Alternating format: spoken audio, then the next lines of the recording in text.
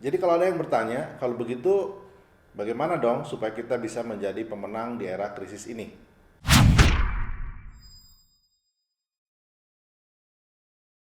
Teman-teman, kita tahu bahwa krisis ini bukan yang pertama kali terjadi.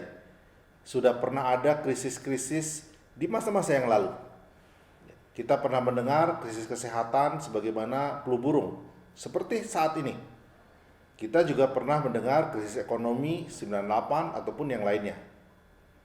Dan kita juga tahu dalam pemberitaan itu, dalam krisis tersebut, selalu ada yang menjadi pemenangnya dan ada yang menjadi pecundangnya.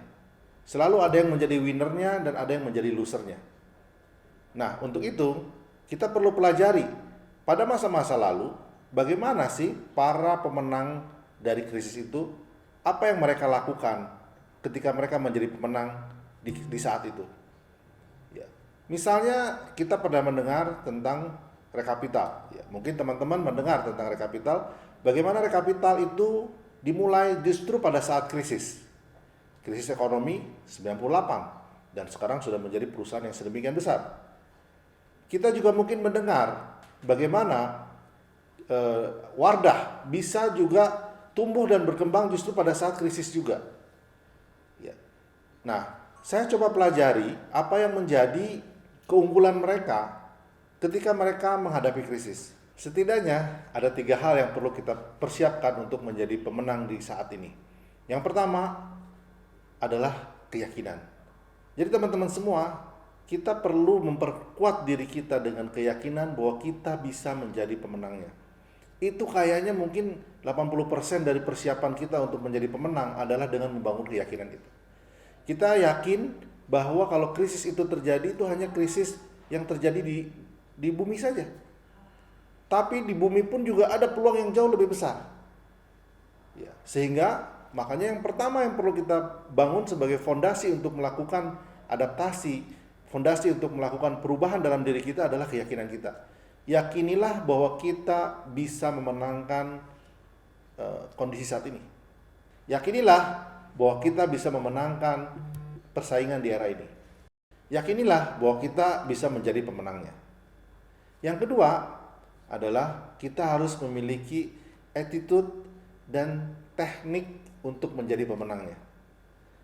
Kita tahu bagaimana orang-orang sukses memiliki attitude yang bagus. Ya, tidak pernah tidak mengenal lelah, ya bertanggung jawab, mau belajar, menyisihkan waktu, berdisiplin. Attitude itulah yang perlu kita bangun dalam diri kita. Tetapi itu saja kan tidak cukup. Selain attitude, kita perlu tahu teknisnya seperti apa kita untuk bisa menjadi pemenang di era digital ini. Sedang terjadi perubahan yang sangat signifikan dengan adanya digital disruption, ditambah lagi dengan pandemik. Di situ kita membutuhkan skill-skill baru. Saya merasakan dari skill yang saya miliki sebelum-sebelumnya dengan skill yang harus saya miliki ke depan itu sangat jauh berbeda. Bayangkan kita dulu tidak mengenal YouTube.